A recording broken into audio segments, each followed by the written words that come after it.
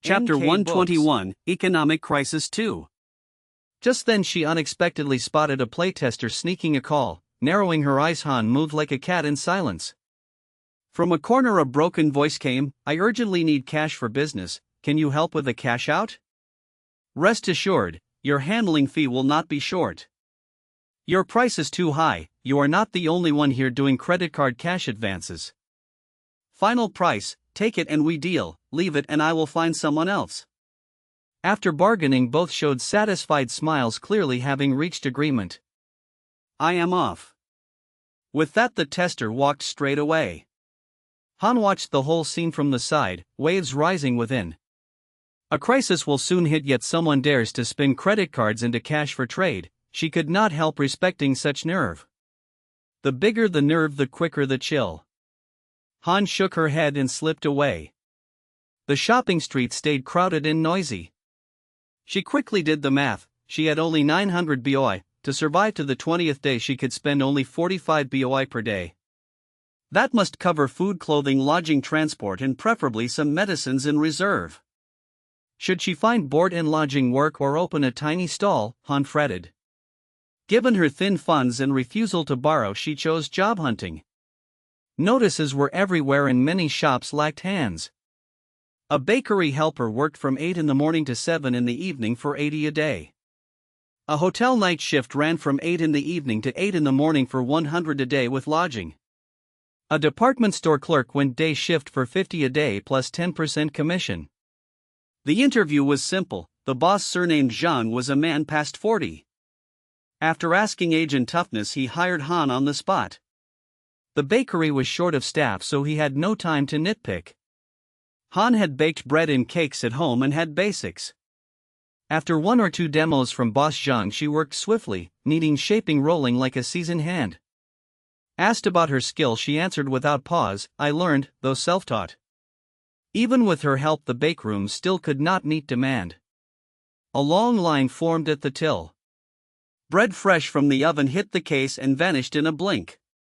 Han worked hard while discreetly scanning around. After 5 in the afternoon, customers thinned and she finally sat to rest. Then she was surprised. She had chosen a bakery because freshness demands same-day selling. If bread remained at night, it was often discounted. She had planned to hunt bargains, yet the boss was generous and gave leftover bread straight to workers. Han raised her hand, "I will take some." 2 co-workers beamed, "Then give it all to me." Han blinked, "You do not want any?" They joked they were tired of it. So she gladly accepted the lot. The bakery was bustling, yet with many varieties some items still remained. In the end, Han received 2 croissants, 1 spicy floss roll, 2 sandwiches, 5 slices of French egg fried bread and 3 cheese loaves. So much good food made her grin from ear to ear. Before clock out, boss Zhang called the newcomer aside. "Since you started at noon today, I will pay half a day. Here are 50 BOI. Tomorrow will be a full day, okay?" Holding a bag in each hand, she felt happiness rise from the heart. She nodded crisply, "Okay." She ate 2 sandwiches, then bounced to the supermarket with 2 big bags. The warm 50 BOI bought 10 fragrance soaps. She gladly spent it all, stowed them in her backpack, and headed to the park with the bread. An economic crisis means the economy withers, joblessness rises, wages fall, debts swell, living standards drop, and crime climbs. Stores brim with goods, yet the poor have empty pockets and cannot afford even 3 meals. So with income in hand, Han tightened her belt to save for the coming crunch. She even planned to sleep on a park bench to save rent. She did not know when the crisis would descend, but it was only a matter of time. On the bench she eyed her bags inside. Lacking a personal space was really inconvenient. If she could stash food inside, she would never worry about meals, but now she could only carry them by hand. Bread normally kept for about 3 days and then would likely spoil. While she fretted, a familiar voice sounded, "What are you doing, planning to sleep on a park bench tonight too?" It was Zhang Du. Han gave a wry smile. "I am experiencing life, tasting the fall from rich to poor," yet she still missed her former stockpile and a space warehouse with warmth and freshness. Zhang sat and murmured, "I drew a roll with a personal warehouse." Han snapped her head around. Yet his face held no joy but faint annoyance. Besides that space, I have only 500 BOI cash and one credit card, nothing else, poor as a bell. Other stats are belly full 200, cleanliness 200, stamina 200, so low I cannot bear to look. Worst of all, my job is intermediate milk deliverer. In the instance each day there is a 45% chance of 1 bottle, 10% for 2 bottles, 1% for 10 bottles, such chicken rib gains it makes me spit blood. At least stronger than me, Han muttered, same stats, my job is intermediate silversmith, also very meh.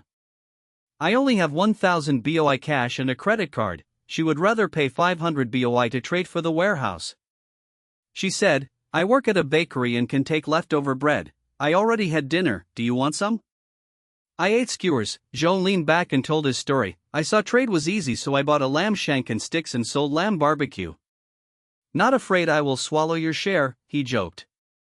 You did not betray me in the last battle, would you now for 2 bags of bread? Han shot back.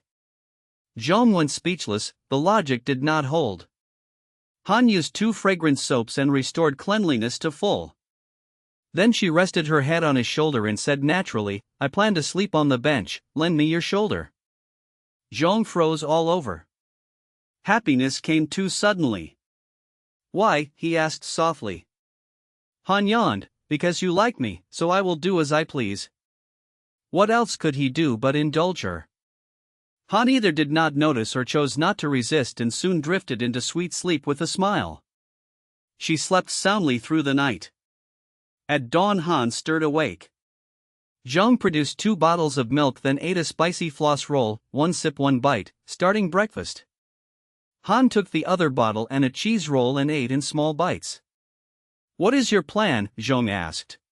Earn to live and bring home leftover bread, Han said, and you? Sell lamb skewers for cash and keep unsold skewers for dinner, he replied. Knowing people were still spending like enemies of money, she still cheered him, you got this. Zhou agreed and set a rendezvous, let us meet here again tonight. Okay, she replied. At 9 in the morning the system's mechanical voice rang, day 2 in the game. While kneading dough, Han noticed a silver bangle on her right wrist. She quickly took it off and slipped it into her pocket and kept working. At noon, with an hour for lunch, she slipped to a silver shop for appraisal. After inspection the clerk concluded, silver bangle, silver 925, total weight 15 grams, if sold we can buy at 3 BOI per gram. 1 gram 3 BOI meant 15 grams 45 BOI. Han still tried to haggle, could it be a bit higher, look at the craftsmanship. Before she finished the clerk smiled politely, sorry, for buybacks we do not consider workmanship, only weight. She sagged a little, but 45 BOI was still half a day's wage, so she agreed to sell. With a bag full of food she clocked off in high spirits. Chapter 122, Tight Money 3. She passed a pharmacy and bought a few common medicines. When she came back to the park with bags in hand, Chengdu was waiting on a bench holding 5 lamb skewers. He said seriously, I grilled too many and could not sell all, you eat these 5. Han thought a man like him would not miscount a small thing unless ghosts meddled, maybe he saw her craving and saved some. She kept a calm face, handed him the bag, took the skewers, and ate with delight.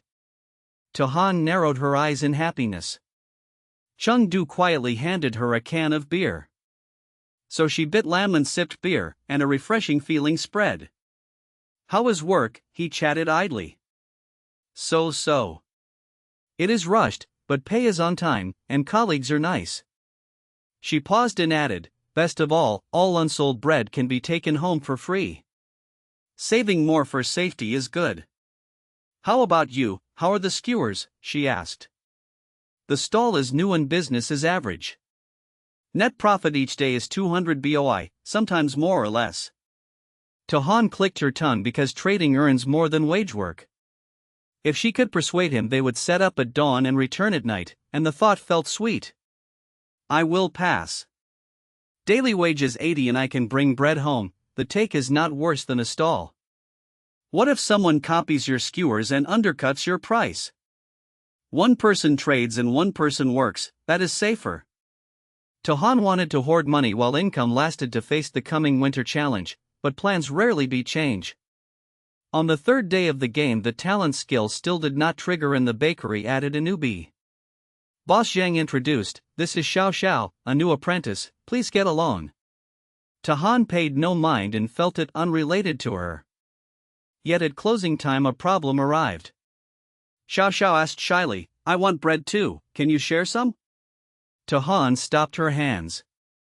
At first those two staff did not want leftover bread so she could take all. In truth the bread belonged to the boss, not her. She sighed that getting rich from poor is easy while falling back is hard, then calmly said, "Of course, half for each of us." But business was good and only 2 bags of sandwich bread, 1 pack of walnut cookies, and 1 sandwich remained. "You choose first," Xiao Xiao said politely. So everyone stayed happy and the matter ended peacefully. On the walk back she sighed, "Looks like wage work is not very stable." She shook her head and strolled slowly. On the 4th day the talent still did not trigger. That night she got 1 croissant, 1 multigrain loaf, and 1 egg tart.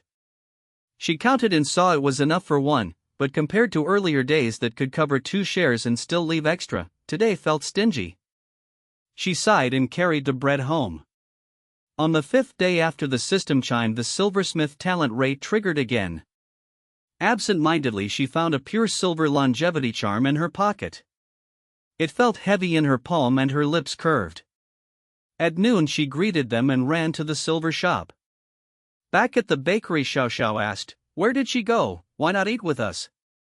A senior replied, "Maybe she will not stay long. If she wanted roots she would build ties. Anyway, where were we? Right, shall we barbecue after work to welcome the newbie?"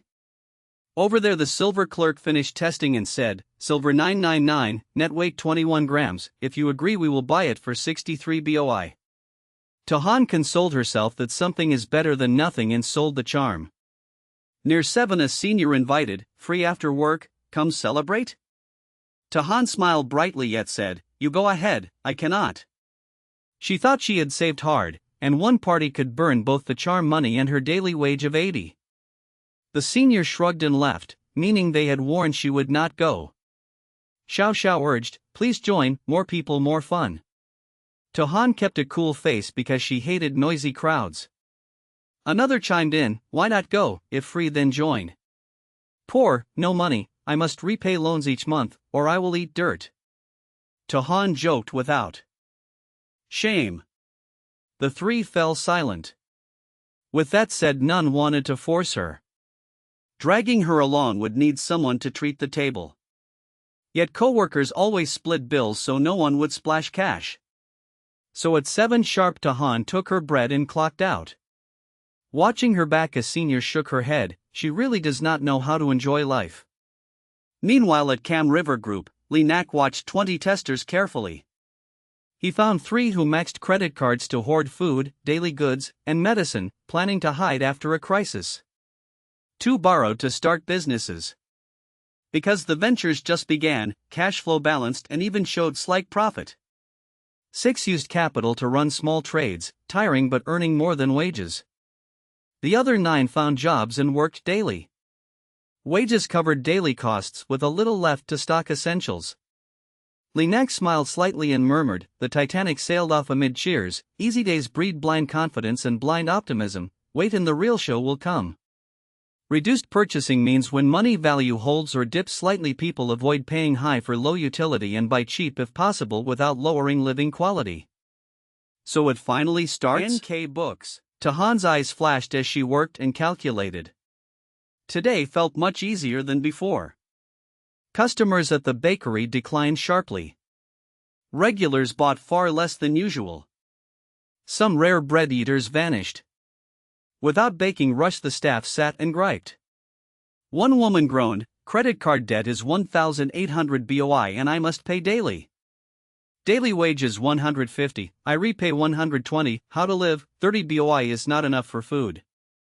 Another looked pale, "You are better, I owe about 6,000 boi and pay 400 daily, wages still fall short so I dip savings." "What did you buy?" "Who remembers, I just swiped, I do not even know why I spent so much." Xiao Xiao said sadly, "I bought several outfits on credit and still owe." Han quipped, "You always owe and never feel surplus." Debt on your back makes you unwell and you dare not spend. Luckily, I still have a small buffer or I would be done. Hurry and clear loans and never swipe again.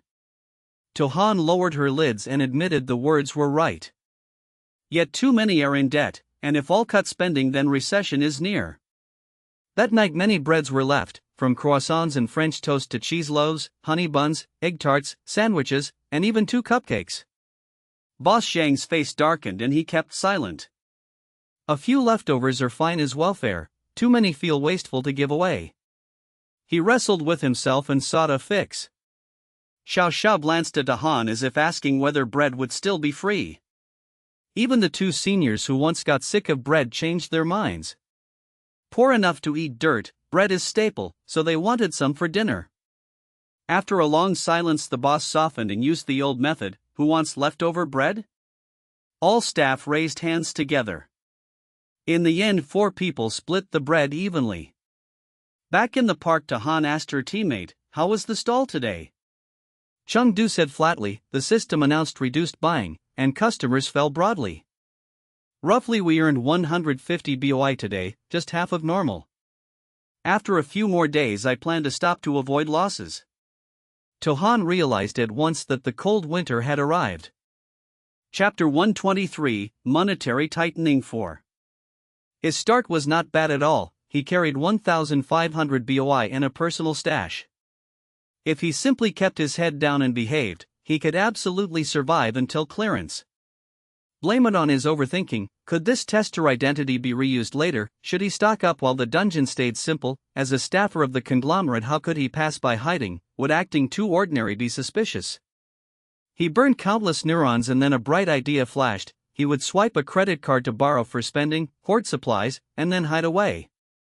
In Jean Sher's plan, debt collectors would surely come knocking after the credit swipe. If he hid his tracks with care, the money would be as good as free. The plan sounded smooth, yet the system refused to follow any script. At 9 in the morning on the 6th game day, the system pinged, "The player currently owes 6,000 BOI on a credit card, please pay 400 before noon today, overdue will inflict a bad status." Clearly, the daily due equals total debt divided by remaining game days. Jean Sher was surprised, but he brushed it aside. He believed his stockpile was rich, even with a bad status he could cope with ease. At noon the robotic voice came again, "Daily due 400, actually paid 0. Stamina -1 every 2 minutes, lasting 24 hours. Note, pay the full daily amount and the bad status ends at once." Jean Sher froze. -1 every 2 minutes means -30 per hour. His max stamina was only 200, where could he spare that much? Worse, 20 BOI could buy a potion that restores plus 20 stamina. Yet for only 400 due today he would lose 720 stamina across 24 hours. Only then did he grasp that card debt is never easy. Scene shift. Among players, those with some savings fared a little better. Those without paced in panic and racked their brains to repay. After work they once strolled the streets and ate out, now they hurried home for instant noodles. Breakfast had been bread with milk, both hearty and nutritious, now it was plain porridge with mustard greens, just enough to be full. They once bought full skincare sets with ease, now they used only a basic moisturizer, even a random lipstick hurt the heart for a long while. Supper used to be followed by a walk and some window shopping, now they feared spending and stayed home with the television. When debtors behaved like this together, the surroundings changed at once. It felt as if overnight nobody liked shopping anymore. On the 7th game day, Han received a silver bracelet and a silver ring, and her heart fluttered with joy. The other 3 staff fretted over debts and sighed often. Customers were sparse, bread in the case would not sell. Boss Zhang frowned nonstop and wished he could drag passers-by into hard sell. By 7 in the evening the unsold loaves piled to a record. His brows pinched into the character Xian as he said, "Go home first, I will wait a bit longer." Then he pulled out a sign reading, "Special cheap bread, 60% off," hoping to stretch business hours. It worked somewhat, the sign drew a few bargain hunters. It seemed there would be no leftovers to take home. Han shook her head in regret and left. Xiao Xiao pressed her lips and thought that she must not lose her job while in debt, yet among 4 clerks her background was the thinnest and her experience the shallowest. If the boss cut headcount because of poor sales, would she be the first to go? Startled, Boss Zhang asked on reflex, "Why did you come back?" Xiao Xiao smiled bright and said, "I figured there is nothing to do at home, I might as well stay and help." Boss Zhang was delighted.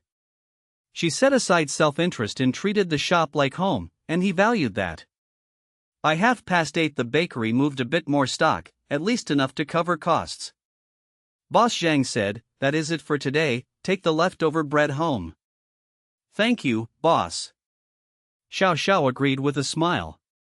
She thought that had she known the economy would stall, she would not have bought that much, so as not to carry debt on her back. After a long day and then overtime the body ached, it was truly exhausting.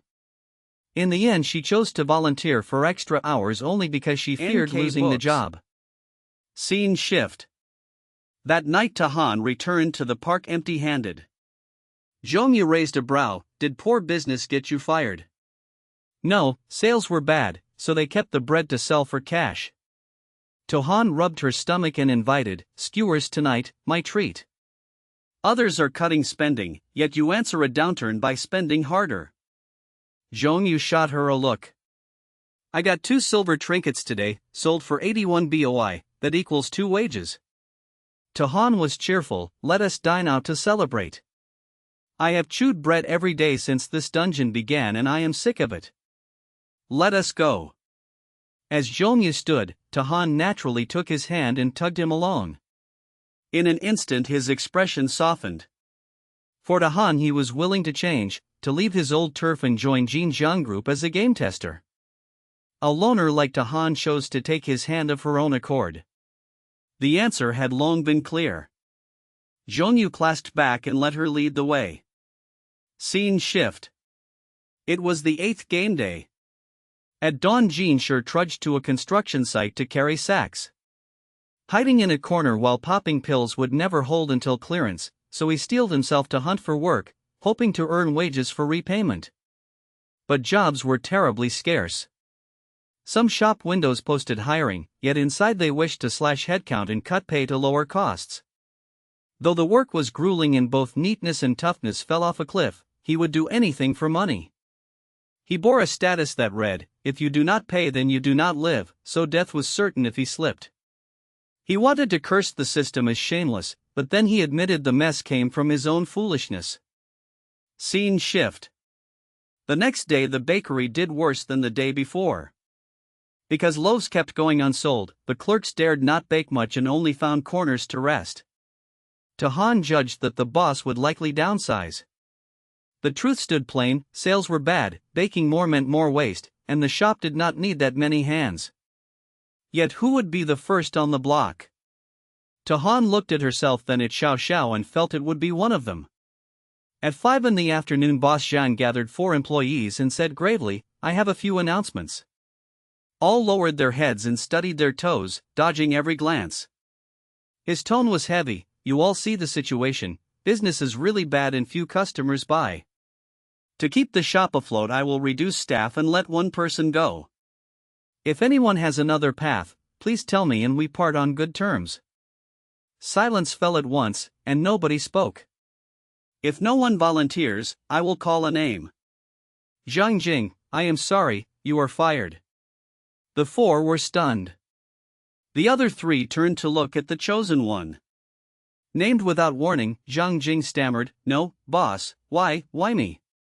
She was an old hand with solid experience, careful work, and no mistakes, so there seemed no reason. In her mind the unluckiness should fall on the 2 newcomers. "Sorry, please find another job." Boss Zhang politely asked her to leave. Zhang Jing wandered away like a lost soul. The boss continued, "And from today the daily wage drops by 10 BOI, and evening business extends to 8:30. The 3 kept silent. A pay cut irked them and longer hours annoyed them, yet with debt on their backs they could not quit. Moreover the economy was stalled, and quitting now might mean no job later, which would be worse. Cash on hand was too little, so saving took priority. If there is no problem, return to work. The meeting ended just like that. The remaining three huddled and whispered. Xiao Xiao murmured, "Why Sister Zhang?" "Who knows?" To Han muttered. Another old hand seemed to realize something and said quietly with a complex look, "Her daily wage is 150, the two of you together only equal that. Compared with firing cheap helpful aides, choosing her makes more sense." The topic weighed too much and Han fell mute. Xiao Xiao fretted, "Her credit card owes 1,800 boi, she must repay daily on time. If she is unemployed, how can she live? Who has time to care for her?" Another old hand sneered, "Who is not drowning in debt, who cannot be laid off. If one had true leverage, one would have kicked the door and left when the boss cut pay and stretched hours. We are all stuck because there is no better way." Xiao Xiao was struck dumb. Tohan dropped her gaze and kept quiet, looking as obedient as ever. In her heart she thought that not carrying debt is a blessing beyond words. Chapter 124, Monetary Tightening 5. Tohan realized that the words were true. After the downsizing, pay cuts and longer hours, the boss seemed to flip a strange switch and kept inventing schemes all day. Sometimes he wanted smaller bread to cut the price, sometimes he urged new products to stir buying desire, sometimes he demanded events to boost sales and fame. Yet foot traffic stayed the same, so doing this and that brought no more customers and only drained the staff. Seeing that bright ideas failed, Boss Zhang turned to frugality. From raw material costs to bread packaging to portion control, everything was tightened by strict rules. To Han, she thought the boss treated workers like machines that could execute a preset formula without missing a hair. Boss Zhang briskly agreed, "Fine." He replied so fast that Tahan suspected he was making trouble on purpose to push staff to quit on their own. Two co-workers could not help but advise, "Do not be rash.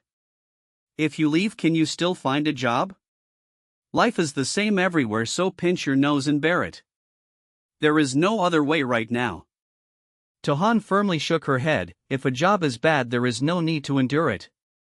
She wondered what might happen next anyway. She waved and left with poise. It was only the 10th day in the game. Hugh muttered, "With Tahan gone, do the two of us have to do everything in the shop now?" The two looked at each other and shuddered in unison. At the same time, Kim Thatch was about to lose his mind. He never thought his operation would make him a legend, yet it was getting him eliminated instead. The supplies bought with borrowed money were almost gone in a few short days. He thought sadly that waiting quietly for clearance would have been fine, so why dig his own pit? But regret was already too late.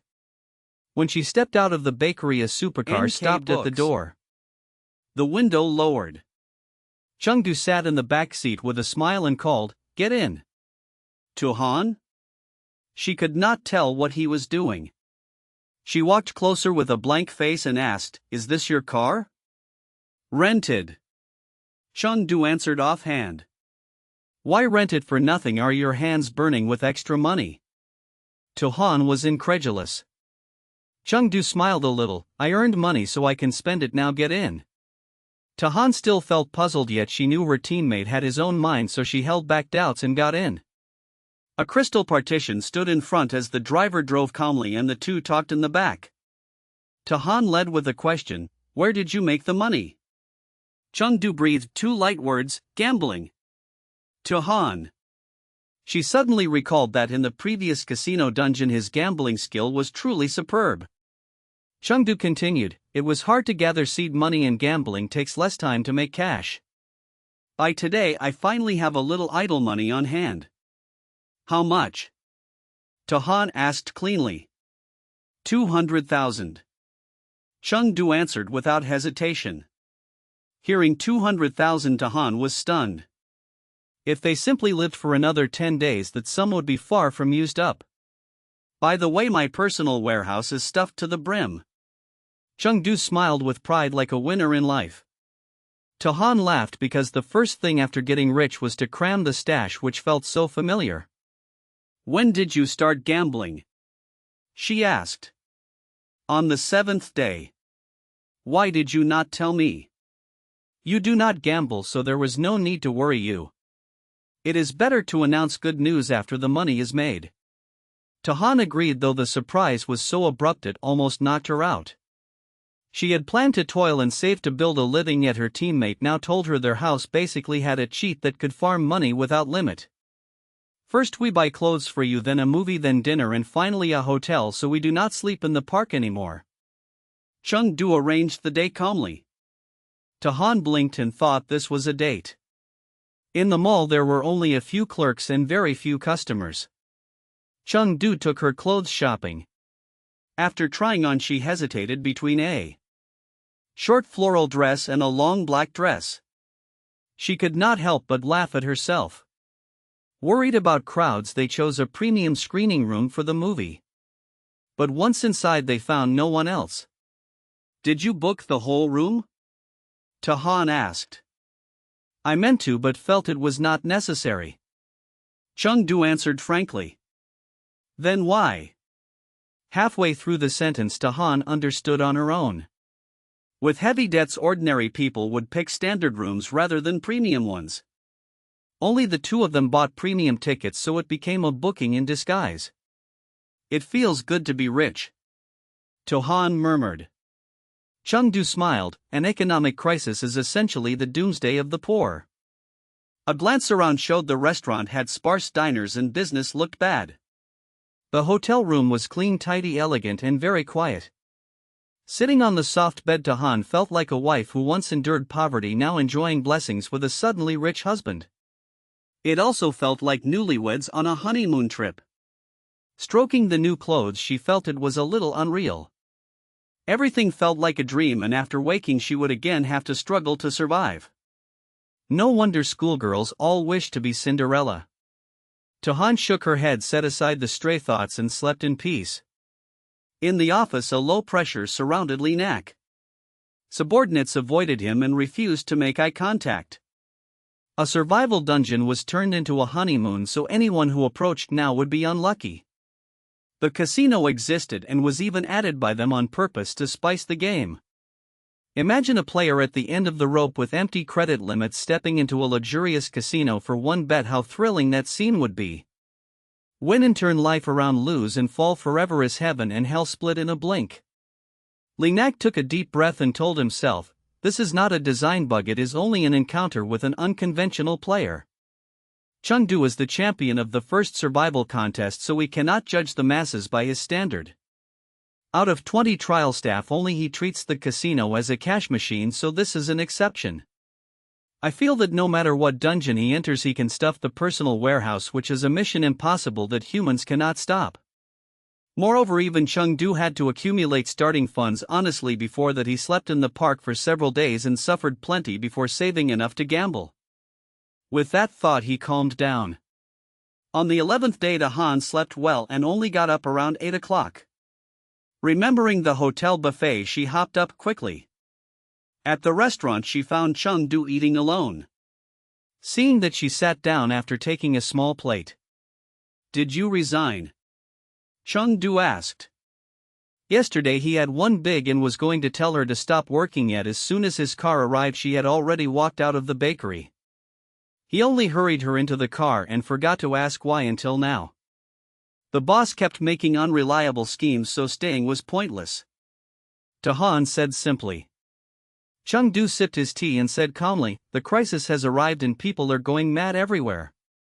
We only need to pass safely, Tahan replied with a cool face.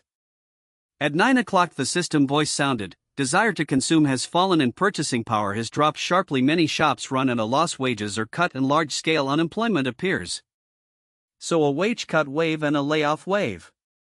Tahan sighed, I plan to live frugally and save so that the last 10 days we could stay in a hotel to avoid danger. Without a job there is no income, and if savings were not made, what would a family eat and drink? When near starvation, some people will be forced to crime and begin to rob. Chengdu added, that is why I invited you to stay in the hotel. With guards at the door it was safer than elsewhere. Tahan said nothing and quietly bit a bun while weighing things. If she fought alone she could also clear the stage. But now her teammate had opened a golden hand and held a lot of cash, so the dungeon difficulty dropped to the lowest. The two could not Only live in a high-end hotel but also shop at will, and the ease felt like a vacation. Money is not almighty, but in an economic crisis dungeon, no money means no way. The challenge of this round lies in exploiting the early phase to earn as much as possible. The more money you have, the easier the later phase becomes. By that logic, a capable teammate is truly convenient. Seeing her silence, Chengdu felt uneasy. He asked softly, "Do you mind because we are spending my money?" Tohan shook her head and said calmly, "I used to mind but not now." She never liked taking advantage of strangers, but with someone close there is no need to calculate so strictly. Hearing this, Chengdu breathed easier. He thought that at least she should let him have the chance to provide for her. Author's note. Chengdu asked solemnly, "Do you love me?" Chengdu worries every day that a flag set too perfectly will be pulled. Chapter 125, Tightening the Money Supply 6. Kim Thatch tossed all night and chose a desperate fix. He would withdraw cash from his credit card to pay the daily debt and worry later. At daybreak he went out with the card. When the game began, cash-out NPCs were everywhere at street corners. Now that he needed them, he could not find the target anywhere. After half an hour in the mall, he finally spotted him. He stepped up and said, "I need a credit card cash advance." The man shook his head with regret. "Buddy, you came late." "Why?" His heart tightened a beat. The man shrugged. "Banks are checking strictly, cash advances are blocked now. If you came one day earlier I could have helped." It meant no way out. Kim Thatch sensed trouble. In real life, even under a crisis, a credit card still allows cash advance. It is not good to rob Peter to pay Paul, yet it handles emergencies. But this is a game. If he was not lying, then after day 10 cash advance is a hard system rule. Thinking that, his face turned as dark as a pot and he felt cornered. He steadied himself and asked, "If cash is blocked, can I still swipe for purchases?" The other man looked odd at once. "If you owe, you must repay. The sky will not rain free gold for you to spend." If there were another way, he would not drink poison to quench thirst. He was simply forced and out of ideas. The man recovered from shock and answered with effort, "You can swipe for purchases." Hearing that, he released the collar and rushed to the pharmacy because his inventory medicines were gone, and without swiping more his stamina would drop to 0 within 4 hours. He swiped medicines worth 2,000 BOI and finally exhaled in relief. Soon his brows knotted again. The debt kept growing and labor alone could not repay it. After breakfast, Chengdu asked calmly, "What will you do next?" Money in pocket makes anyone confident. Tahan sighed, "I considered buying lipstick wholesale to sell at a stall, now I think it is unwise." In crises there is the lipstick effect. When the economy stalls, lipstick sales rise. Income falls, yet people still want to spend, so they choose cheaper goods. Heavy living pressure also pushes people to seek relaxation from time to time. Thus, during downturns, cinemas and parks are crowded. But this is a game, and the system may skip the middle stage and jump straight to the late stage where people cannot even eat enough. Then lipstick may not sell. Besides, the teammate holds a big sum, so there is no need to risk. "Come to the trading market with me, then we play a few hands at the casino," Chengdu suggested. Tahan glanced. "Did you not say your warehouse is full? Can it still hold more?" Chengdu said, "At the end of a crisis, prices crash wildly." Tahan kept silent.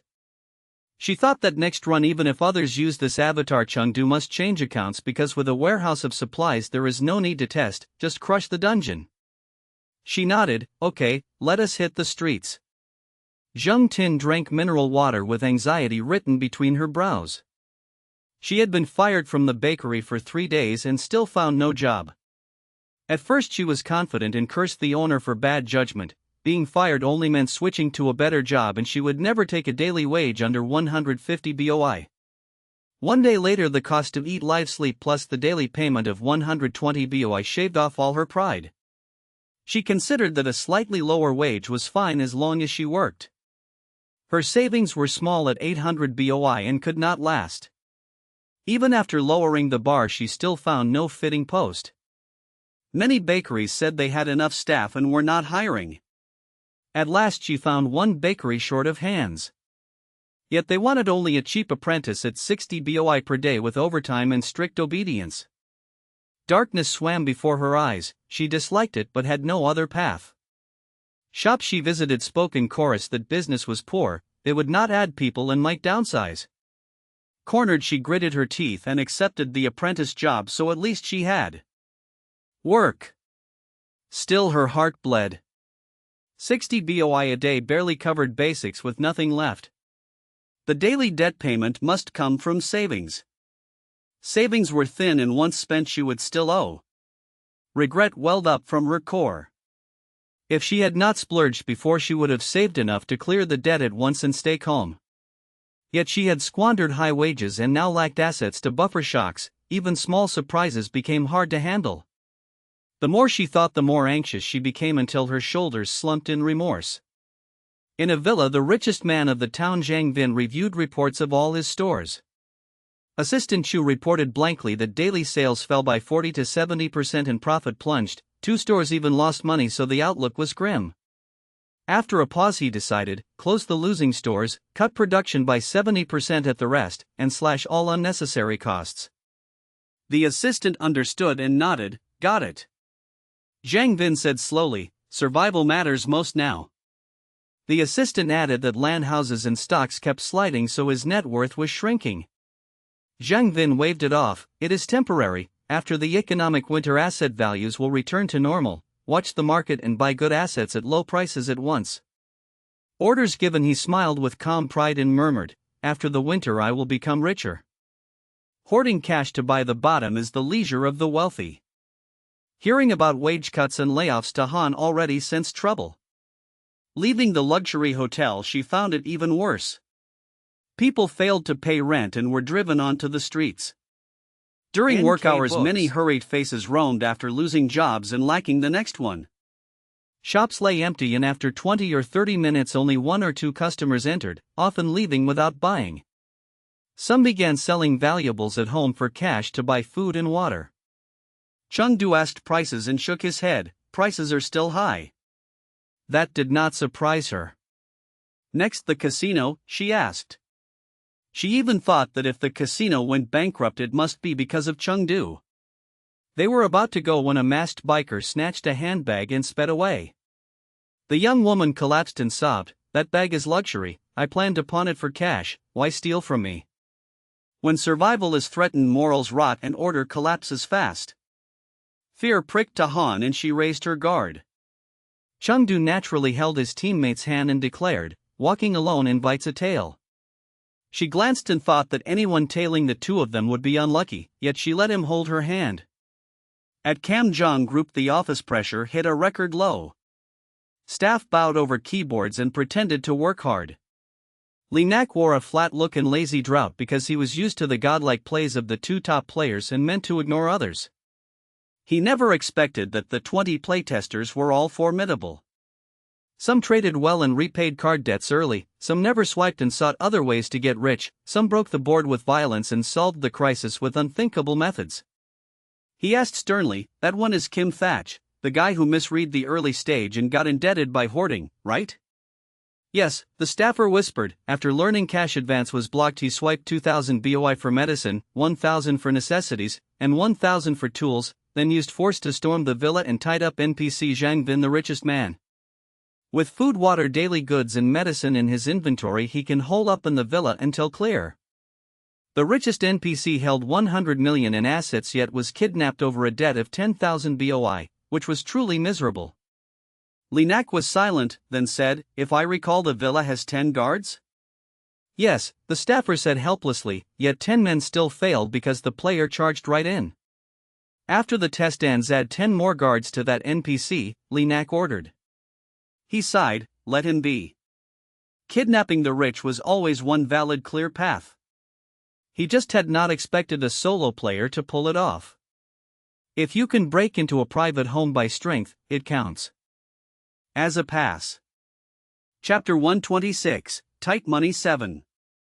On the way home, Shintong Quan wandered like a drifting soul with no aim. In a blink his mind froze, thoughts went blank, and he had no idea what to do next. For a long stretch, words like pay cuts, layoffs, and shop closures beat like drums in his ears. He had worked at a garment factory for 5 years, and the benefits there had been decent. Only recently he had been promoted to department manager. At the height of his momentum, the boss suddenly announced a retreat while on top, closing the factory because the market slumped and goods piled up. When he first heard it, Shin Tong Quan truly could not believe his ears. They got a consolation payout, shared a farewell meal, and then each went their way. He still remembered the banquet where the drunk boss muttered, "I really have no way left. The factory loses money every day, the longer we hold on the more drained we get. When I was single, I bore the loss alone. Now I have a wife and a child, I must think of my family. After closing, if we live frugally at least we will not starve. I am getting old, I only wish for a steady life." The more he recalled, the more sour and anxious he felt. The boss saved himself, but what should the unemployed like them do? He had believed his future was wide open, and he had just thrown all his savings into a down payment for a new car. Now the car loan was unpaid while his income had vanished. Worse, the car lost 30% the moment it hit the road. Even if sold at once, it would only barely cover the purchase, and the savings were gone. How did times become like this? Shin Tong Quan sighed deeply, his voice heavy with helplessness. Only when disaster lands on you do you learn you are ordinary and cannot escape the flood of history. In the hospital a wail burst out, "Doctor, please save this child." The doctor whose sleeve was clutched looked embarrassed. "Drug prices are fixed, if you cannot pay I have no way." In truth, patients too poor to afford treatment are not a small number. They cry to heaven, they refuse to wait for death, yet in the end they accept the facts. People say great doctors are motherly, and doctors do want to help. But they have parents above and children below, and money is tight too. Moreover, if he saves one, can he save all? In the end he steels himself and pretends not to see. Knowing no help will come, the man drops his hands in despair. The doctor quickly leaves and keeps far away. These days being a doctor has become a dangerous job. Yesterday a patient who could not pay, after begging in vain, took a knife and killed someone. Doctors are human too, with elders and children at home. If patients cannot buy medicine, where can a doctor conjure it? His house does not mind gold to hand out drugs for free. In the end the patient knows he cannot be cured and vents his rage on others. The crying grew harsher, scaring a little girl of about 6 or 7 to hide behind her mother. The young woman soothed her gently, "Sweetie, a fever needs an injection to fully recover. But treatment costs a lot of money." The girl pouted like a tiny granny, face full of worry. The mother stroked her chubby cheek and smiled, "Do not worry, Mommy has money." She spoke so, yet a sourness rose in her heart. Her husband died early, and the home held only mother and daughter. To raise her child well, she denied herself nice food and clothes, and any spare coin was saved. Friends and co-workers urged her to treat herself better. The numbers all balanced, and the rest could be spent with ease, but she still refused. She thought there was only one breadwinner, and if illness or an accident struck, would there be enough money? So she scraped and saved every expense. Seeing people unable to pay for care inside the hospital, she felt truly grateful she had always saved. Daily life was hard and she could not buy at will, yet at a key moment savings could save a life. As time passed, finances sank, and more people failed to hold on. Folks sold valuables at home for cash to buy food. They formed informal markets, and hawkers shouted non-stop. "Crocodile leather backpack, 9/10 new, come look. Cheap silk scarves and sable coats, buyers this way. 5 gold pieces kept intact, hope to swap for cash." She lifted a piece of jewelry and studied it, then asked, "Why not sell to a gold shop?" The shops refuse, they say it is not their source so they will not buy. Others even said bluntly, "Gold cannot be eaten or worn, what is the use? Keep it as a store of value for later." Sorry, everyone here is poor, and right now each second is a struggle, there is no patience for later. She wanted to sell to the wealthy, but there was no path. With no road left, she came to the market to try her luck. How much? Zhong Yu asked first, ready to pay. A few days ago the market was about 300 BOI per gram, yet prices change daily, and now it was 250 BOI. The stall owner meant to quote 220 BOI per gram, but at the last moment changed. I only ask little, 200 BOI per gram will do. Few had asked to buy, and after finally meeting a buyer she dared not miss the chance, so she undercut to sell quickly. If kept in hand, who knew if in a few days it would fall below 200 BOI? Tong Han brightened and said crisply, I will take all 5 pieces. She had checked and confirmed they were all 24 carat. As soon as she spoke, Zhong Yu paid. Thank you so much. At last the gold was sold, and the stall owner beamed. She thought with relief that she could finally buy rice to cook porridge. The price is down by 1/3 from before. This really is bargain hunting time.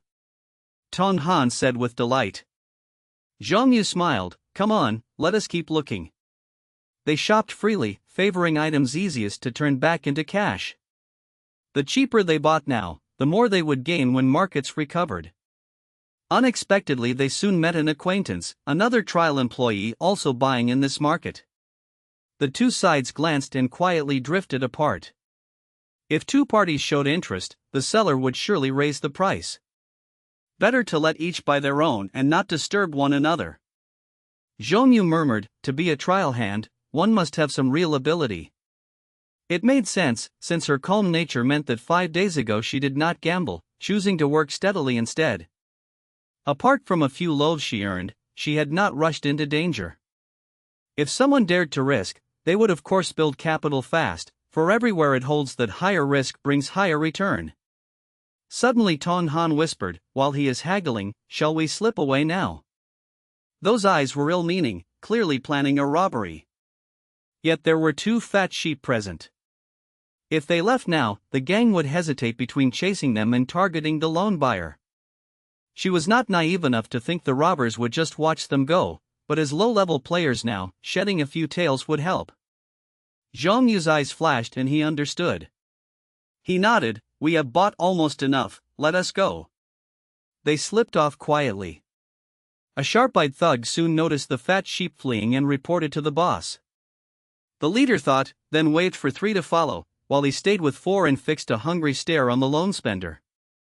Compared with a pair, the single target was easier. Not far from the market, Zhong Yu's face tightened and he muttered, they are closing in. Tong Han answered softly, her right hand in her pocket ready to strike. A burly thug burst forth and chopped down with a blade. They had to split to dodge. 2 men boxed in Zhong Yu, while one with a vicious grin went at Tong Han. Do not smile like that, it is frightening. Tong Han reminded lightly, still unruffled. She played dazed and stood still. When he drew close enough, she lunged, pulled a stun baton from her pocket, and pressed it to his neck.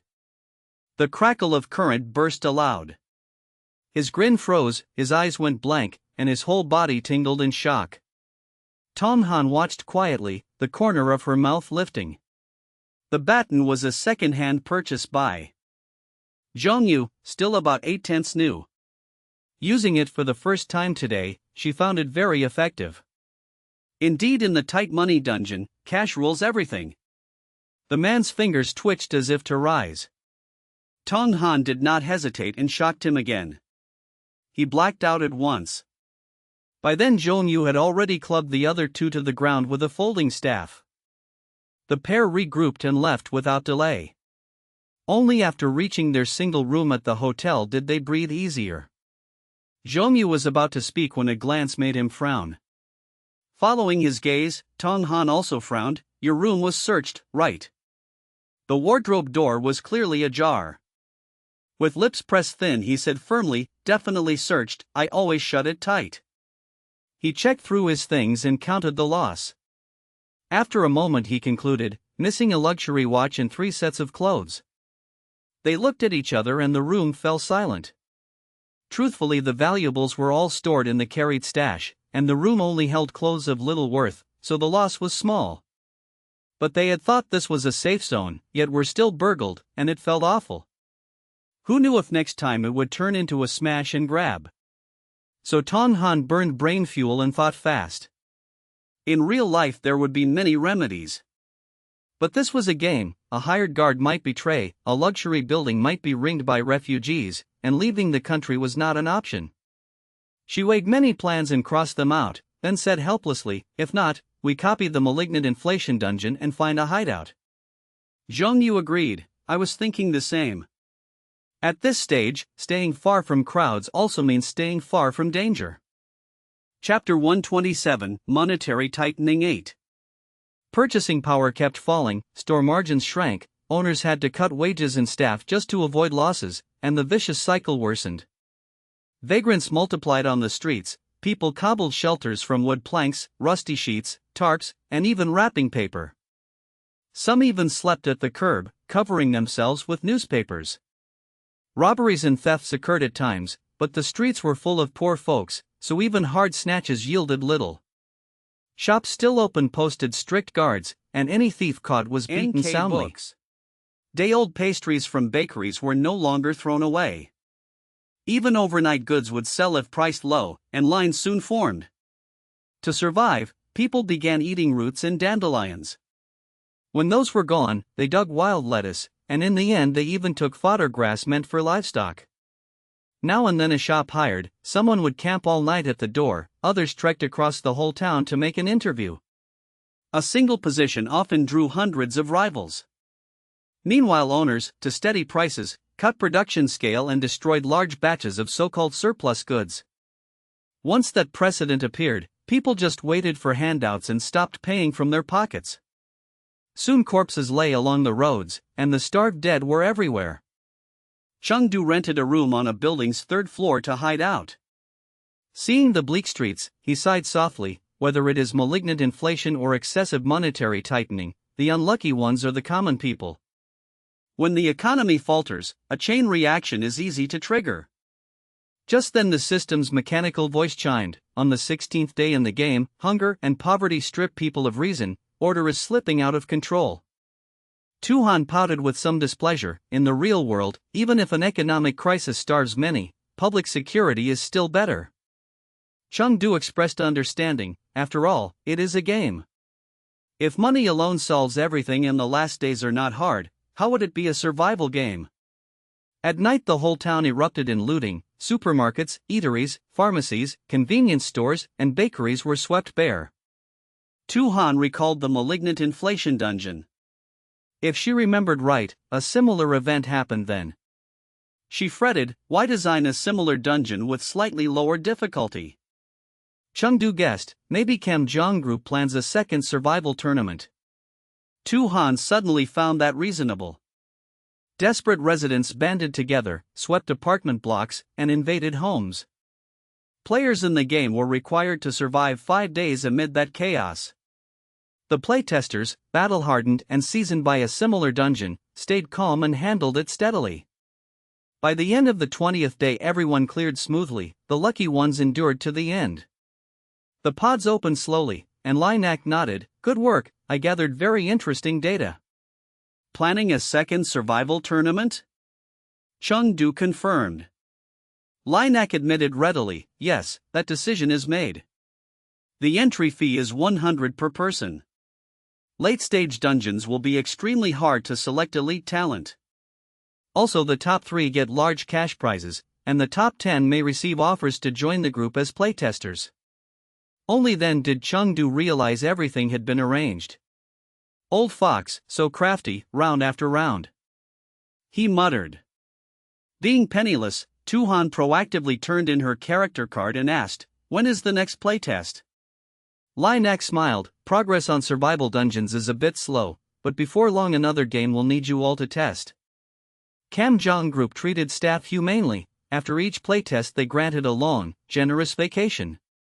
Bored, Tuhan went online to watch movies and occasionally browse site videos. Hong means to be famous. The survival video series sailed past 100 million views, and with corporate push the numbers kept soaring. Below were countless praises. Super love these survival videos, I have rewatched 5 times. Ah, this hits my cute spot, hoarding.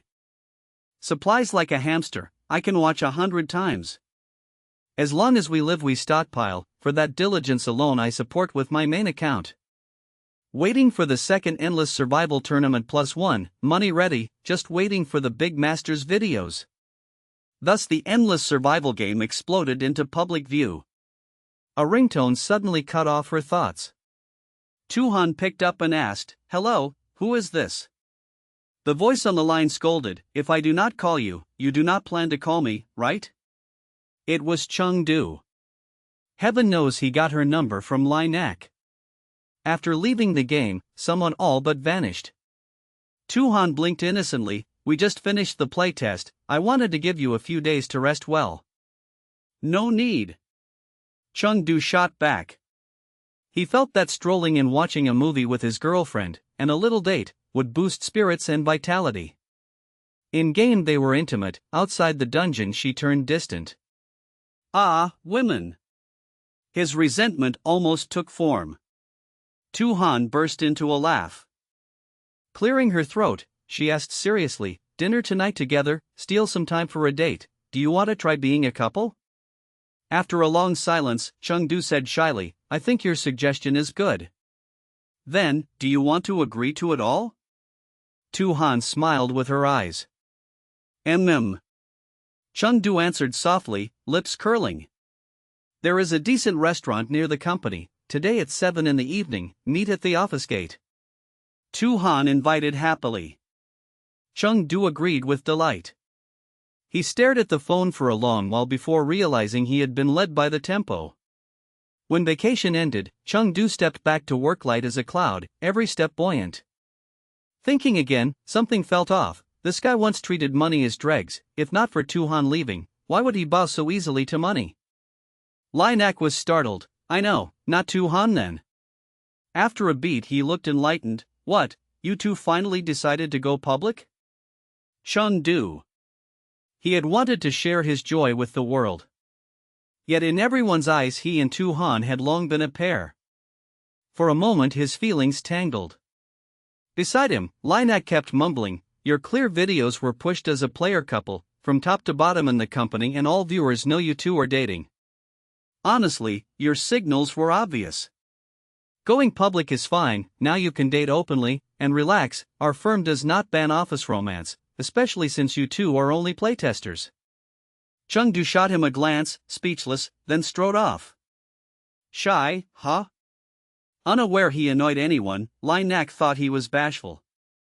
In the office the playtesters gathered. Linak briefed them, "We plan to launch a VR online game of chase and kill. Upon entry your class is random, and you start empty-handed. You must scavenge for weapons, books, food, and water. The cleanliness stat is removed, avatars only have satiety and stamina, and low satiety triggers debuffs. Different weapons deal different damage, hits on weak points can crit, perhaps double, perhaps triple, or more. There are 100 players split into black and white camps, allies can still take friendly fire, meaning a bad shot may kill a comrade, and when one camp is wiped the survivors win. We currently have 20 playtesters, so it will be 10 versus 10 on a small map." The group nodded in understanding. He had planned to draw lots as before, but after a glance at Chengdu, Linak paused, in case the man landed opposite his girlfriend and flipped. So he changed course and split the 20 into 2 teams himself. After that, teammates took cards freely, lay into pods, and waited for the start.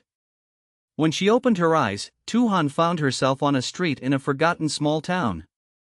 She moved to read her stats. Soon a translucent panel appeared before her with the words. Name, Tuhan. Satiety, 100 out of 100. Stamina, 100 out of 100. Class, Combat Medic. Tuhan mused that using medicines might grant extra effects. To avoid an ambush, she stopped pondering and ducked into the nearest house to hide. Chapter 128, Side Story of Gunfights, Act 1. The small house was simply furnished, and a staircase in the corner led to the attic. After a brief thought, Tahan went upstairs to check. The attic was piled with odds and ends, from plastic boxes and a mop to a metal rack, a ladder, rags, a bag, 2 unopened water bottles, and several empty jars, all in a mess. She strapped on the bag, tucked the drinks inside, tested her movement on the spot, and smiled when the bag barely hindered her. She reasoned that supplies were scattered without prompts, so players must search by themselves, and with that she rummaged with fresh vigor. Clearing the rack uncovered a wooden chest wedged in a triangular nook between wall and shelf, the kind of place a quick glance would miss and only a thorough sweep would reveal. She lifted the lid, expecting supplies or a weapon. Each hit from the weapon inside could deal 40 damage to enemies, with 1 magazine and 100 rounds included, a huge capacity. Her heart tightened as she realized whoever found this at the start would gain an absolute edge. The M249 dealt 40 per hit, and as Linak had said, striking weak points could crit for double or triple, meaning a single headshot could erase a life. She drew a deep breath, caution rising, because one careless step meant elimination. Finished with the attic, she turned to leave. She softened her steps and crept closer, soon spotting a figure with a red label white camp player above a full health bar. She raised the M249, took aim, and squeezed the trigger. The bullet pierced the forehead, the target burst into white light, and could not revive. At the same time the overlay updated, Camp, Black, our side 10, enemies 9. She had trained long in survival matches, so her marksmanship was solid, and to ensure a hit she even layered shots, dooming the tracked target. After the kill she left the wooden house at once, since the loud report could attract armed players, and the place was unsafe to linger. In under 2 minutes 2 white camp players arrived, one with a pistol and one with an assault rifle, looking menacing, then split up to search, working in sync with constant vigilance. Soon one shook his head, lamenting the delay. I ran when I heard the shot, but the distance cost time. Let us move, the other said, but as he stepped out the door a thump landed in his chest. A sniper, he cried, watching his health drop from full to 27. Another thump cracked. The partner grabbed him but caught a round in the arm, leaving only about 1/3 health, though sharing the damage spared them for the moment. Hugging cover they planned fast. Across from the cabin is a 3-story clinic, the sniper is on the 3rd floor. The shot will draw others, hold for reinforcements and counterattack. They have the high ground, we are caught flat-footed, and a 1 versus 2 is not guaranteed up close. Maybe we do not need backup, if we do not peek he can do nothing. For safety he might leave after a while. All right, we wait. One watched the door while the other looted, finding band-aids that restore 10 health and medical gauze that restores 20 and removes the bleeding status, which matched their earlier injury. With roughly half health back they felt safer. Time slipped by, and when one muttered "Where is our backup?" distant gunfire rang again, showing fights elsewhere, and soon the board showed 9 blacks and 9 whites remaining. The two waited nearly 10 minutes with no one arriving and no more sniper shots, so they guessed the enemy had left, set one to cover and one to retreat. The moment he reached the corner a shot cracked. Oh my god, he blurted, eyes wet before elimination. He changed sniping spots without a word. The other froze, ready to spray his rifle to pin the sniper, but the foe was never on the clinic's 3rd floor. Another thump shattered glass and drilled the target's brow, dropping him into white light. TSK, out of rounds. At the corner, Chengdu shook his head and walked away, leaving 8 blacks and 7 whites on the board. In the office the air was dead still until a staffer whispered, "Is this elimination pace too fast?" They had expected weak players to flee so fights would last, thus they had designed a satiety attribute, yet real duels made eliminations far quicker than expected and satiety barely affected the field. One doubted, with more people the front should stretch and matter. Another asked, do we need satiety at all? Players lack a personal stash, have little gear, must also hunt for food, which sounds tedious. Perhaps make consumption faster, every 10 to 30 minutes. Then how to gunfight, everyone would rush for food.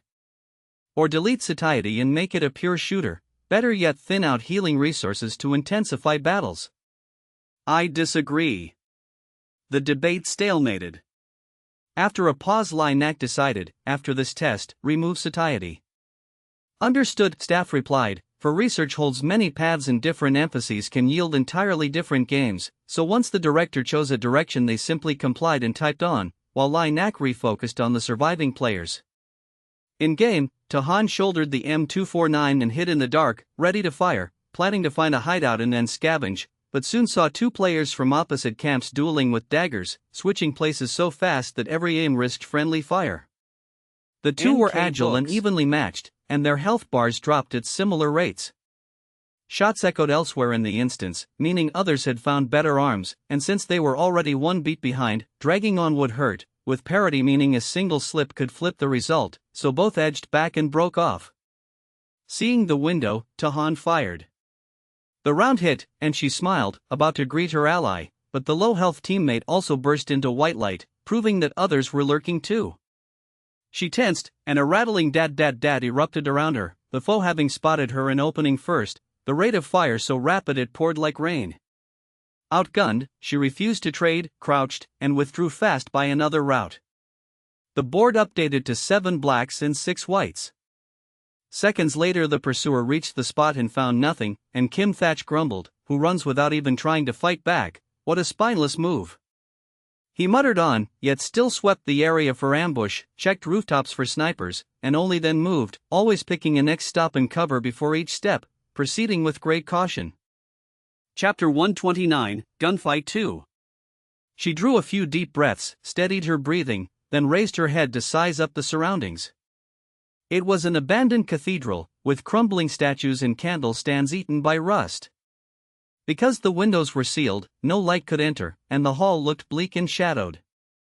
To avoid a sneak attack, Tahan crouched to rest on the floor, letting the stacked pews cover her silhouette while plans flooded her mind. There were 20 players in total and 7 had been eliminated, so the match had entered its mid-game. Though the testers were all battle-hardened and had cleared countless dungeons, a full-on gunfight run was still a first. Moreover, the stamina cap of avatars was very low, a small lapse meant elimination, so tension doubled. Worse, her avatar's fortitude sat at 93 and barely dropped at all. As a combat medic, medicines would grant bonus effects, but she had not found even a single kit. She told herself it was a trial stage, the assumptions were rough, and later they would need constant polishing. After a short rest she was about to stand.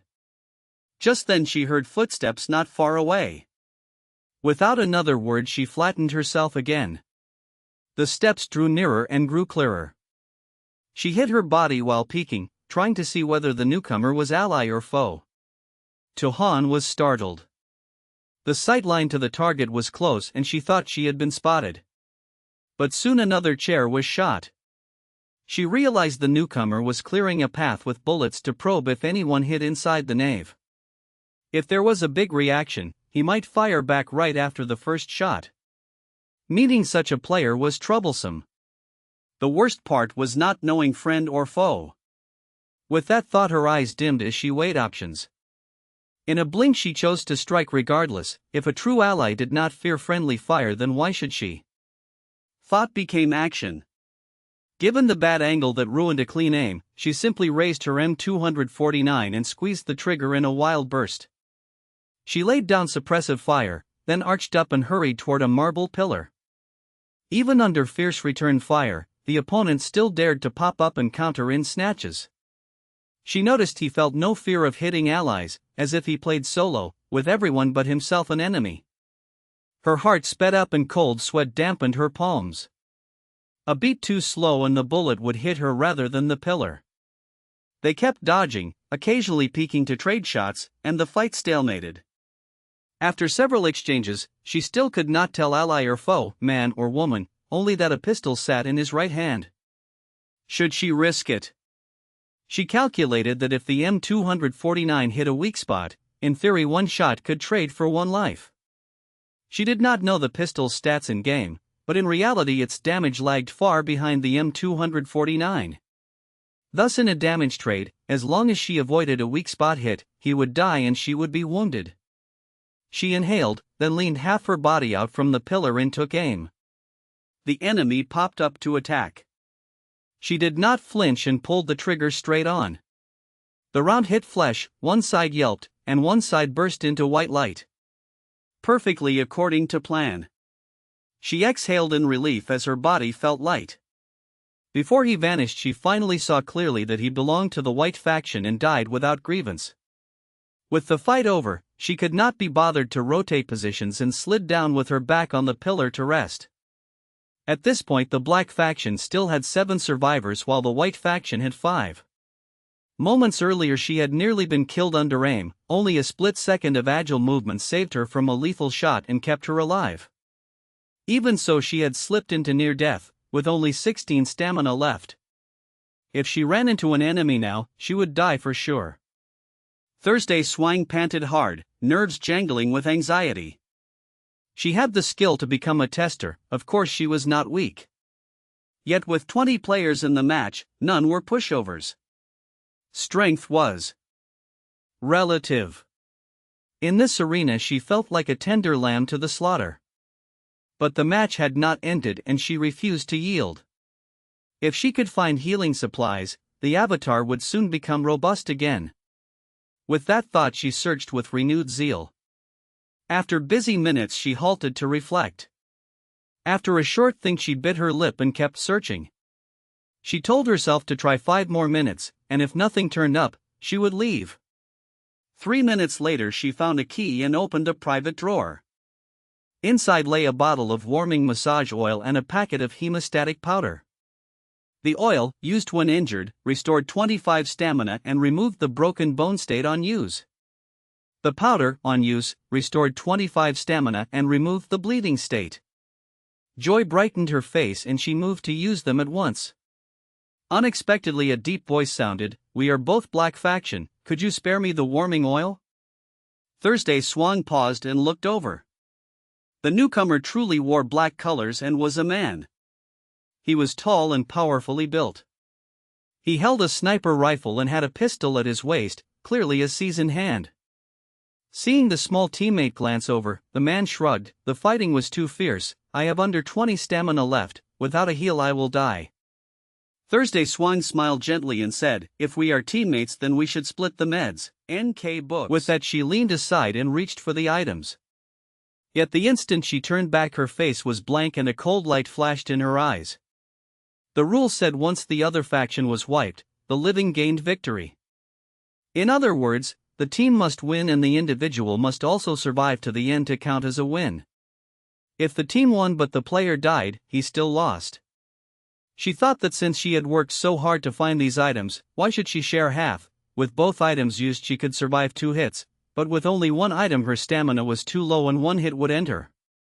So she feigned reaching for the meds while in truth drawing a pistol from her sleeve. Then she spun and fired without hesitation. 2 shots cracked. "You?" Both pairs of eyes widened in disbelief. Neither expected a clever teammate to be just as ruthless. After weighing their odds, both had chosen to kill a teammate in name only and survive alone. Sadly, when 2 clever players collide, they often end in mutual harm. The bottle of warming oil and the hemostatic powder still lay quietly in the drawer. The numbers refreshed, and the black faction had 5 survivors while the white faction had 5. In the office someone whistled in a teasing tone, "Same faction team killing has appeared." And it was mutual destruction, a fittingly ironic ending. Another chimed in. The black faction had the numbers, but a few selfish minds erased that edge in a blink. You never know the result until the end, that is what makes it fun. The staff bantered with rising interest. Gongu even felt delighted, as if effort had paid off.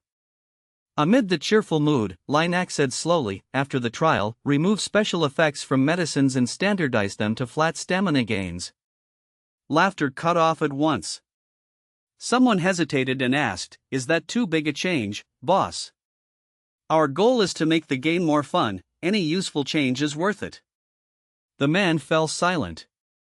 Linak withdrew his gaze and kept watching. Now the black faction had 4 survivors and the white faction had 3. 3 more players had been eliminated. After a brief rest, Tahan left the cathedral. She could not tell when a bullet had already struck her. She reacted fast and backed into the nave without delay. Yet as she retreated, a storm of rounds poured toward her. At the same time, gunshots rang out.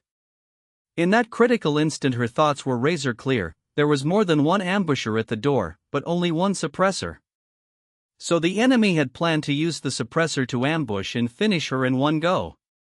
When the prey sensed something wrong and turned to run, they switched plans and ramped up to heavy fire.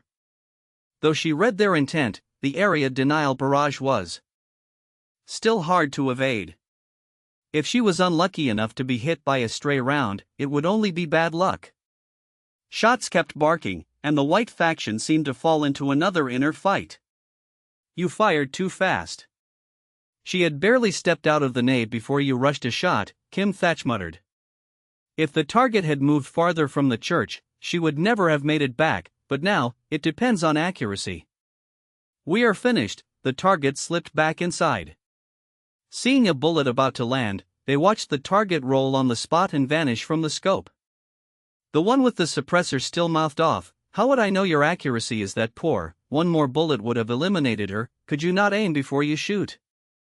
Both thought they were right and nearly erupted into an argument. Suddenly another teammate shouted in panic and fury, "Enemy attack!" The other two were confused at first. The area was quiet, so where was the enemy? But then their faces changed. If a teammate was hit and no gunshot was heard, it meant the enemy also had a suppressor. Chapter 130, Side Story Survival in the Apartment, Gunfight 3. The white camp players focused on ambushing Tahan, yet they did not know someone was watching them from behind. After emptying the sniper rifle, Chengdu found 10 regular rounds. By chance he met a teammate of the same camp and obtained a suppressor. Now with a silenced sniper he could erase a target with 2 shots without a trace. The white camp players felt bitter and went stiff. They had ambushed others before, now they were treated the same. The firepower was even stronger. In half a minute 3 people were eliminated one after another. Then the system announced, Black Camp wins. 4 survivors. All players in the instance will be teleported out. The game pod opened and Tahan stared blankly, unable to recover. In her mind she had been ambushed, stamina drained, no medicine in hand, and would be eliminated in a second. Who knew that after hiding in the church for a while the system suddenly declared victory? Truly the world is unpredictable. What left her speechless was that she did not taste any medicine until the end. Her class did not work at all and the carried drinks were unused. This is the trashiest game I have ever played, nothing compares. Tahan spoke in grief. Linek stayed calm. It is a semi-finished build, it will be revised many times, that is why we need testers. Tahan had nothing to say. Alright, test is over, take a rest. When there is a new test I will inform you in advance. Linek said seriously. During the break, Tahan asked Chengdu out to an amusement park. Inside, Chengdu cheered, yet he answered calmly, okay. Tahan had surveyed before and made a plan. But on the date, once entering the park, she found plans could not catch up with change. Passers-by kept greeting, shaking hands, taking photos, and even asking for autographs. Did you mistake me? Tahan was dizzy. No, are you not the pretty Tahan? I like you the most. A schoolgirl of about 17 or 18 confessed boldly, which made Chengdu frown a bit. Tahan looked blank. At first she thought it was a mistake, but if so, why did the name match? I super love your couple. The girl spoke fast and looked thrilled. Are you dating in real life? Will you get married later? The girl had sharp eyes and a bright future. Chengdu's face grew heavy. Marriage. Tahan was stuck, that was too far. Sorry, maybe you got the wrong person, I do not know you. Then she pulled Chengdu away. Ah, why is this so cool? Books. Boyfriend power is max. Screams rose behind them. The world suddenly felt surreal to Tahan. Let us find a quiet place to talk. Chengdu lowered his voice. He took the lead, holding her hand. After turning left and right, they finally found a quiet corner. Fear lingered in Tahan. What is happening? It is scary. 1 or 2 could be a mistake, but dozens coming close could not be a misunderstanding. Yet why? It felt like overnight many people knew her. The expansion album and the Cam Jong group will push promotion hard. Chengdu reminded. Just from survival match videos I gained so many fans. To-han found it hard to believe. The fans are far more than that. Chengdu corrected, how many did you meet in the park, not even the odd number. To-han was speechless. She suddenly felt tired. Do you not know you are very popular now? He asked. To-han answered listlessly, I knew the Kamjong group would promote heavily, but I did not expect such a big response. In her mind she had only played the game well, nothing special. She opened her mouth with nothing to add. After a long pause she sighed, I miscalculated. It was all premeditated. Chengdu analyzed calmly. At a glance there was no difference among 100. Top 50, the gameplay will be edited into a 30 to 40 minute film, then packed as an album and posted on the Kamjong live site. Top 20, the player album gets front page recommendations, the higher the rank the better the slot.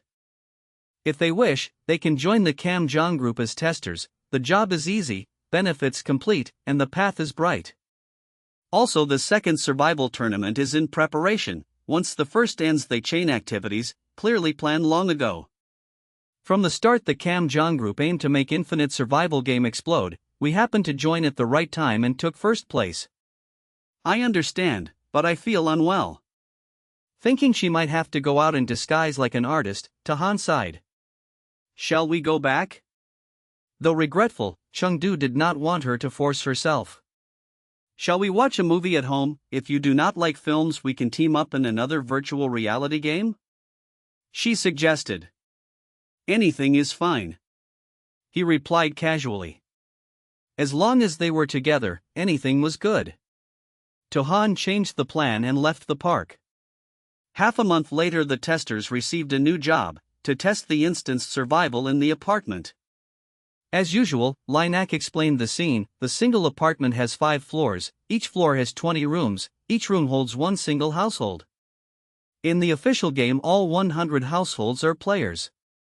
Now it is a test, so there are 20 players and 80 non-player characters.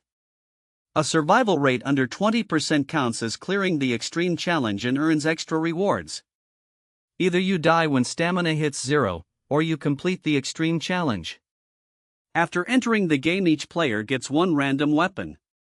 In the instance the personal stash is banned, you only carry what is on you. If you understand the rules, choose a character card, what you draw depends on luck.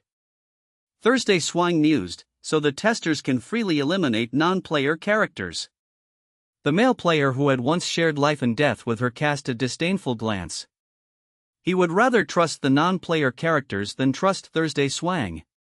She spoke nicely, but when facing reality she would act as she wished. To-han grew uneasy. Can players leave the apartment? With no stash, where do we get food and water? Note that as days pass the amount of food will keep dropping. On day 2, food is 90 portions, with 100 players, each gets 0.9 portion. If the next day food is 90 portions and 45 players remain, each will get 2 portions. Daily necessities follow the same rule. Chengdu fired questions. If a player hides inside the room, can others break the door by force? If I live in room 201 and the player in 202 dies, then I move to 202. Will supplies appear in 201 or in 202 the next day? If I move out to live with another player, can I take the cupboard supplies away?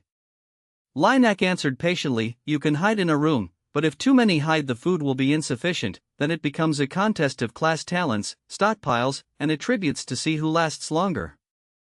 No breaking doors by force. Unless the room owner opens where the key is found, others cannot enter. When moving from 201 to 202, supplies still refresh in 201. If you cohabit, the cupboard necessities can be carried away. After a while, Kim Thatch felt his old headache return. He thought there was no need to overthink. If you cut down all non-player characters in the apartment, the match would be decided on day 1. Food, water, and daily items are shared equally. What about medicine? To-han asked again. Inwardly, Linak grumbled. Were these two going to ask everything before entering? If he explained it all, what was left to explore? Where was the mystery? He hardened his tone and said coldly, enough questions, line up for character cards, then get into pods and start. Tahan wanted to ask more, yet she shut her mouth and queued up. Soon 20 people received cards and lay into the pods one by one. When she opened her eyes, Tahan found herself wrapped in the familiar thick mist. The next second a mechanical voice sounded, "Welcome to Infinite Survival Game, would you like to view your character?" Attributes. Tahan chose, yes. A transparent panel appeared before her. It read, Name Tahan, Level 3 with Experience 0 of 30, Class Bun Shop Owner with Advanced Talent and Experience 0 of 30, Belly Sturdiness 300 of 300, Cleanliness 300 of 300, Stamina 300 of 300, Advanced Talent Skill. In the instance each day there is a 60% chance to receive a meal of 1 bottle of soy milk and 1 red bean bun, and a 15% chance to receive a luxury meal of 2 bottles of soy milk, 1 red bean bun, 1 meat-sauced bun, and 1 black sesame bun. The author's note said that Chengdu complained with a smile, after waiting for a book, at last before the end I could play the hero saving the beauty, NK not Books. easy at all.